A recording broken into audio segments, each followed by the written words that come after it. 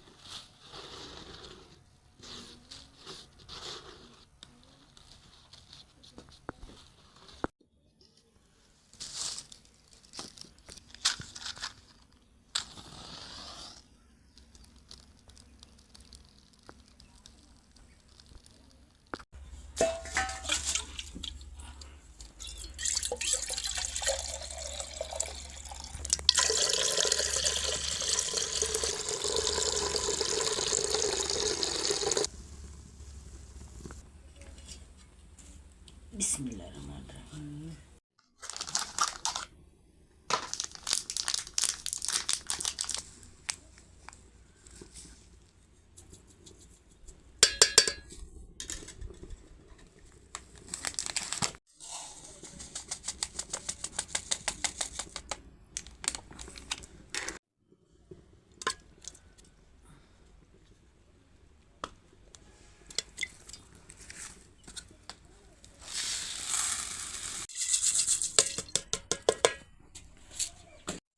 ਤੇ ਬਾਕੀ ਮਾਸ਼ਾਅੱਲਾ ਨਾ ਬੱਚਿਆਂ ਲਈ ਨਾ ਸਵੇਰ ਦਾ ਨਾਸ਼ਤਾ ਬਣਾਉਣਾ ਸ਼ੁਰੂ ਕਰਤਾ ਹੈ। ਅੱਜ ਨਾ ਅਸੀਂ ਗੁੜ ਵਾਲੀ ਚਾਹ ਬਣਾਉਣੀ ਹੈ ਤੇ ਮਾਸ਼ਾਅੱਲਾ ਬਹੁਤ ਹੀ ਮਜ਼ੇ ਦੀ ਗੁੜ ਵਾਲੀ ਚਾਹ ਬਣਦੀ ਹੈ।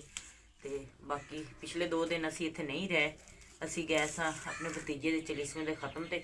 ਜਿਸ ਤਰ੍ਹਾਂ ਕਿ ਮੇਰੇ ਭੈਣ ਭਾਈਆਂ ਨੂੰ ਪਤਾ ਹੀ ਹੈ ਕਿ ਚਲੀਸਵੇਂ ਦਾ ਖਤਮ ਹੈ, ਪਾਕ ਵੀ ਹੋ ਗਿਆ ਹੈ। ਤੇ 1 ਮਹੀਨਾ ਸਵਾ ਮਹੀਨਾ ਪਹਿਲੇ ਨਾ ਸਾਡੇ ਭਤੀਜੇ ਦਾ ਨਾ ਐਕਸੀਡੈਂਟ ਹੋਇਆ। तो एक्सीडेंट रोज़ी लिए निकले छोटे छोटे बच्चे ने तो रोज़ी कमान लिए निकले सन तो वापसी आंदे ना अचानक ही एक्सीडेंट हो गया। तो मौके पर इन्ना जंब हक हो गए तो इस दुनिया फानी तो ना कूच कर गए। तो मजीद ना कल उन्होंने परसों उन्होंने चलीसवें का खत्म आ। फिर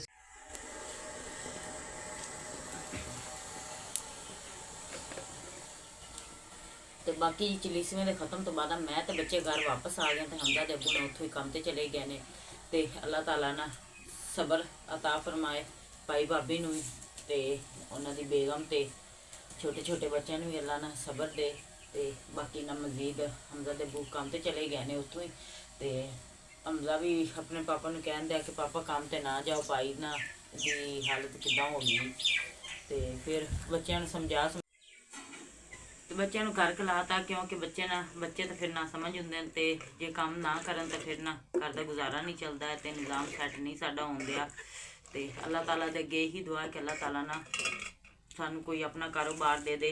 सोच तो रक्षे दी है कि रक्षा लै लीए असी अपना ही, तो इत्थे ना लागे लागे काम करते रहिए।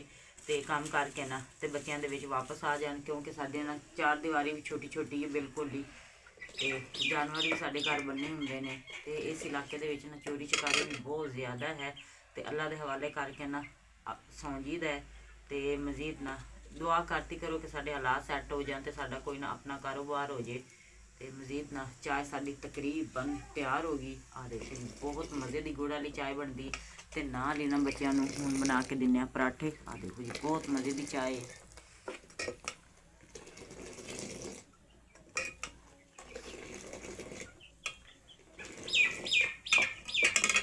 बाकी माशाअल्लाह चाय साड़ी ना बहुत ही मज़ेदार हो गई तैयार। तो चाय के नाल ही ना दवा रख के उत्ते तो बच्चों लिए बना लीने मज़ेदार जिहा नाश्ता।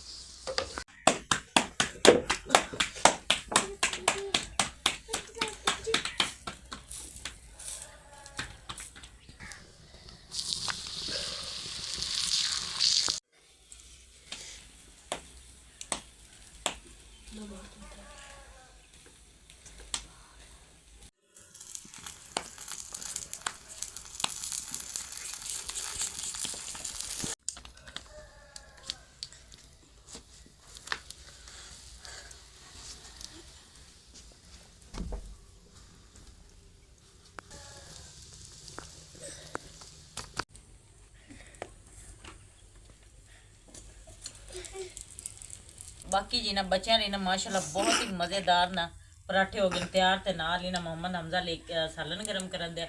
ਸਾਲਨ ਨਾ ਰਾਤੀ ਅਸੀਂ ਅੰਮੀ ਹੋਰਾਂ ਵੱਲੋਂ ਲੈ ਕੇ ਆਏ ਆ ਤੇ ਉਹ ਨਾ ਸਾਡਾ ਹੋ ਗਿਆ ਗਰਮ।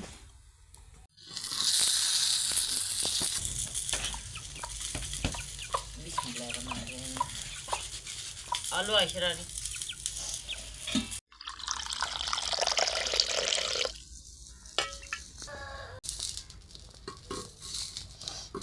ਤੇ ਬਾਕੀ ਜੀ ਮਾਸ਼ਾਅੱਲਾ ਨਾ ਬੱਚਿਆਂ ਦਾ ਸਵੇਰ ਦਾ ਨਾਸ਼ਤਾ ਬਹੁਤ ਹੀ ਮਜ਼ੇਦਾਰ ਹੋ ਗਿਆ ਤਿਆਰ। ਸਾਲਨ ਤੇ ਚਾਹ ਦੇ ਨਾਲ ਨਾ ਮਾਸ਼ਾਅੱਲਾ ਬੱਚੇ ਨਾਸ਼ਤਾ ਕਰਨਗੇ।